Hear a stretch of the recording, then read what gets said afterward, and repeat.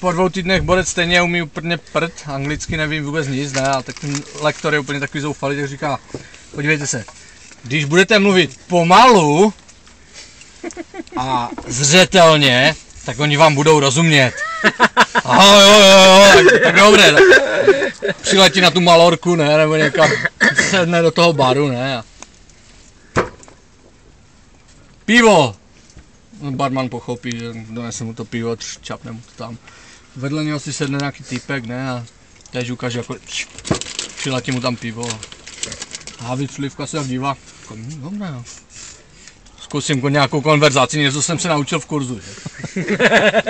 Já jsem havíř z dolu Lázy. A ten druhý se tak na něho dívá. Já jsem havíř z dolu Orlova. A ten se na něho tak dívá Slivka, ne? Když jsme oba z jednoho kraje, proč tu na sebe mluvíme anglicky?